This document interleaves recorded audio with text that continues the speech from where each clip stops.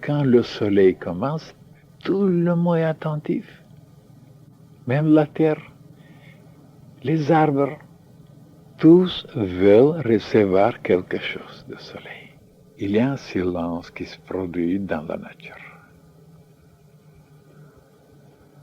Comme si tout s'apaise, comme si les animaux, les oiseaux, les arbres, tout le monde, pour quelques minutes, se tait, s'arrête. Il y a une paix, il y a un silence extraordinaire. Et avant, ce n'était pas comme ça. Et après, quelque temps, ce n'est pas comme ça. Même prenez les oiseaux, ils s'élèvent avant le soleil, ils sont contents, ils volent, ils chantent. Quand le soleil commence, ils s'arrêtent. Il n'y a que les hommes qui font des bruits. Les hommes. Les seuls qui n'ont rien compris. Toute la nature se tait et les hommes qui continuent à frapper, continuent à rouler, à crier, à parler, comme si c'est cette chose-là, ce phénomène, cet événement qui se produit dans la nature, dans l'univers, n'a aucune importance. C'est là qu'on voit combien les hommes sont irrespectueux et stupides. Et c'est pourquoi ils n'utilisent pas, ils n'en profitent pas, ils ne gagnent pas énormément. Oui. Et alors maintenant, vous venez chaque matin au lever du soleil sur le rocher. Mais pourquoi venez-vous? Alors maintenant, ce n'est pas tellement clair. Certains viennent parce que les autres viennent. Certains viennent parce qu'ils veulent un petit peu changer. Mais alors, de faire un travail, de s'exposer aux rayons du soleil, de comprendre qu'est-ce que c'est le soleil, c'est il y a très peu. Alors maintenant, jetons un regard maintenant sur la signification, sur l'importance, sur les richesses, sur les possibilités que le soleil nous donne. Que ça soit clair dans la tête. Et après, vous pouvez alors là faire beaucoup de choses.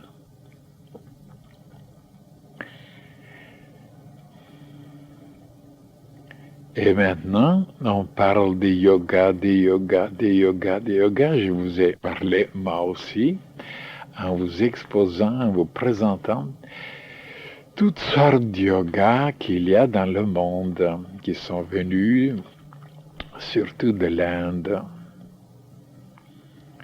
Et ce n'est pas seulement l'Inde, l'Égypte, le Tibet surtout, et la Chine, et le Japon, et la Perse, tous travaillaient, et même les chrétiens, les musulmans, ils ont tous leur yoga. Alors là, c'est yoga du soleil.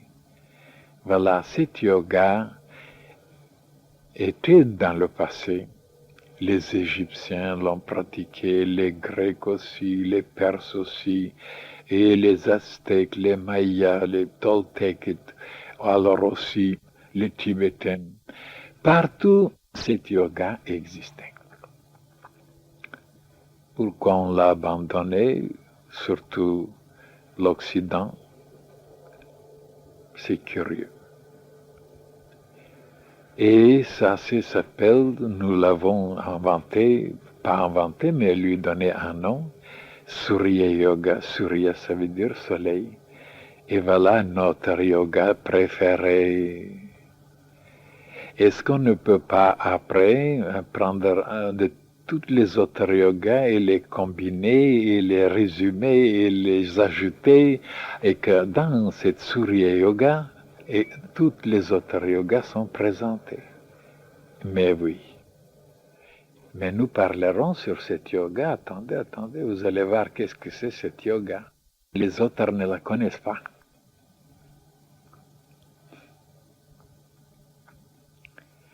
Pourquoi ne pas joindre, réunir toutes les autres yogas? Le disciple n'est pas un être bigot, étroit, limité. Et ça, c'est un modèle d'un homme nouveau. Un être qui doit être parfait, qui doit être riche, qui doit être développé dans tous les domaines. Et alors voilà, il doit être désintéressé. Voilà le karma yoga. Il doit adorer, aimer, chercher Dieu. Voilà la bhakti yoga.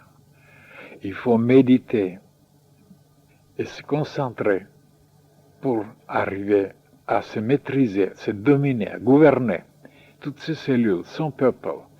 Voilà la Raja Yoga. Et en même temps, faire des exercices, c'est un peu Hatha Yoga. Alors projeter la lumière, penser sur la lumière, sur les couleurs, s'entourer dans cette lumière, dans cette aura. Voilà la Kriya Yoga.